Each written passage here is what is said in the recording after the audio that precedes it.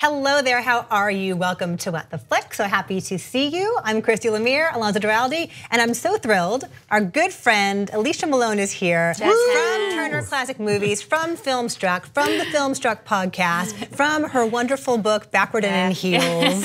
She's across platforms. So thank you for joining us. Thank you for having me. I'm excited. I'm not as funny as Ben, but I do have a better accent. There you so go. That helps. You're pithier than Ben. You're going to get to the point really, really fast. We're gonna have a brisk you'll show. take the shortcut, yes. A brisk show today. Thank you for being here. We're happy to see you. We've got so much to talk about. We've got box office, and we've got some home video suggestions for you, and some movie news. A veritable cornucopia. But this weekend, Mission Impossible Fallout did great, and deservedly so, because it is just a blast of a film. I hope you all went and saw it on the biggest screen you could possibly find and didn't watch it like pirated on your laptop on YouTube. Tom Cruise did not learn how to fly that helicopter for you to half-ass it and watch it the way it was not intended to be watched. So I would be curious to see numbers of how it did, like what percentage was IMAX and how that ranks among other movies. Because I think this is one that definitely, if you were gonna shell out for IMAX for any movie, this would be the one, especially because several sequences were shot with the IMAX camera. Oh, definitely, yeah, and like it pops, like the screen, expands in those moments. But like it's just more terrifying seeing that, like the skydiving from a height when you're watching on a big screen. But it did so well overseas, and that's even before it comes out in China. Right. So I imagine it's just going to keep going up and up. Yeah, and it should. Yeah, it made. It was the biggest opening yet for a Mission Impossible movie. It made $61.5 million in North America, and also $92 million overseas, as you mentioned, for a global opening of $153.5 million. Which just about covers the insurance, I think. It covers Tom Cruise's broken ankle medical expenses. Actually, you know what, this story I'm looking at from the Hollywood Reporter does mention that includes $12.5 million from IMAX theaters. Nice. Okay. But it opens in China on August 31st. So I would imagine that it would just continue to skyrocket and expand as well. It should. Our good friend Tim Grierson, who's been on here a few times, had an interesting piece for Mel magazine about separating Tom Cruise and what he does on screen with what he does off screen, and why is it that someone like Tom Cruise can override Scientological weirdness and still be a global superstar. Yeah, still be 56 and doing all these crazy stunts. I just worry about him, because now they just have to keep topping themselves, because I think part of the success of the film is the fact that you have these big stunts, that it's real, it's not CGI, and so that's tied to the publicity. It's a big story when he breaks his ankle. And obviously he's not doing everything. There is the invisible cut to the actual stunt person doing it, but he's just going to keep getting older, and I'm sure he's taking very good care of his bones, but at some point the human body just can't do that stuff anymore. So, but no. This is an impressive feat for him. Dave had a great line on the podcast this weekend where he said that Henry Cavill whipping his blazer off and cocking his fists was one of the smoothest motions he'd seen in a movie since at the end of It's a Wonderful Life when Donna Reed comes in and takes that scarf off of her head.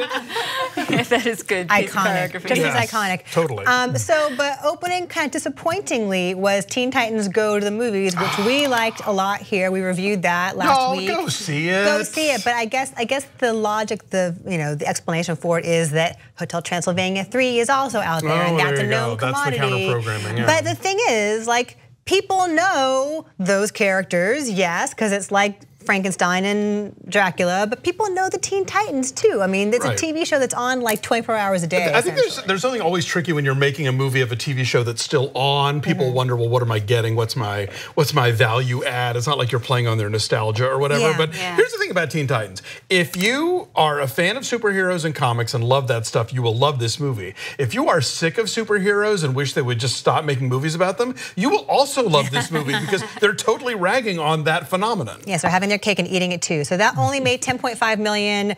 So your top 10 here are Mission Impossible, Mamma Mia fell quite a bit. It's in second place still. 57%. Equalizer 2 fell 61%. Right. So those are not good second weekend numbers. 2 and 3, The Hotel Transylvania, then Teen Titans Go. It's all sequels and prequels. The only original film, again, we say original in quotes here, talking about Skyscraper. It's not original. That is number 9. Yeah. So yeah, a lot of the same stuff, and nothing really giant is opening this weekend that will knock anything out of the first spot. I don't think Christopher Robin will do it. I don't think The Spy Who Dumped Me will do it. Probably not, or Darkest Minds, Minds.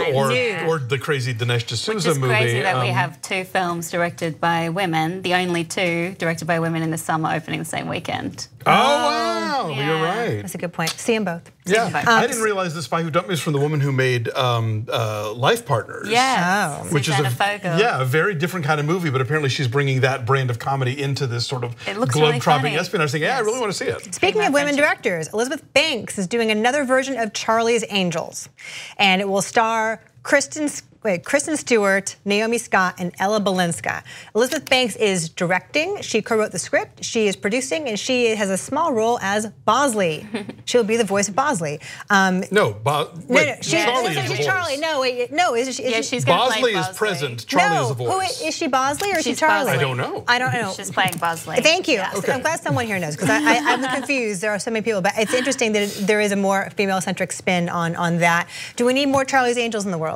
Well, I like the fact that they're at least doing something a little bit different with this reboot. You know, the Townsend agency is now this global security intelligence service. So this is a new team forming. It's not going to be the same thing that we've seen before. But I like that Elizabeth Banks talks about how this series has been a place for female empowerment since the 70s. But yeah, it's still not an original story. But I like that she's on everything, so it definitely will have her handprint on it. I think she's super smart. It won't have Cameron Diaz butt shaking. I don't think it'll be as jiggly. So it won't be directed by McGee. Yeah, no, I think it won't have that male gaze, I wouldn't think, and that's a nice change. And I think it's not like the Charlie's Angels universe is so set in stone that you can't play around with it, which is clearly what they're trying to do. There's so canon. There's canon. I also want to mention really fast, so the cast of Guardians of the Galaxy has come out in support of James Gunn, whom Disney recently fired as director of the 3rd upcoming Guardians of the Galaxy movie. A long open letter signed by Chris Pratt, Zoe Saldana, Dave Bautista, Bradley Cooper, Vin Diesel, like the whole Sean cast. Gunn, Karen Gillian, Pom Klementieff, and Michael Rooker. Yes, basically it's a long letter. You can find it on Chris Pratt's Instagram feed. You can find it here, but basically they are saying, in part, you know, to our fans and friends, we fully support James Gunn. We were all shocked by his abrupt firing last week and have intentionally waited 10 days to respond in order to think, pray, listen, and discuss.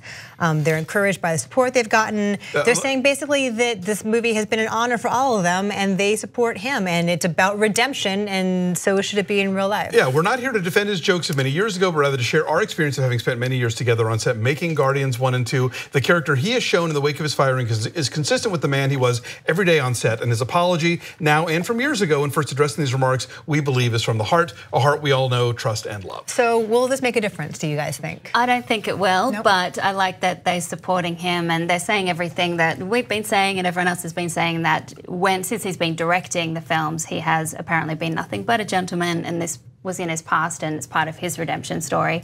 But I just can't imagine Disney turning when we talked about it before, there is precedent in that MSNBC fired Sam Stein because of one of these attacks and then realized, oh, this is a bad faith BS attack, and they hired him back. And I can see maybe Disney going the same route and going, okay, now we realize this was a conspiracy. This is this guy who is this pro-rape guy on Twitter who goes around, you know, like drumming up fake controversy. So I like to think there's another shot. I hope so too. So we'll follow that as it goes along.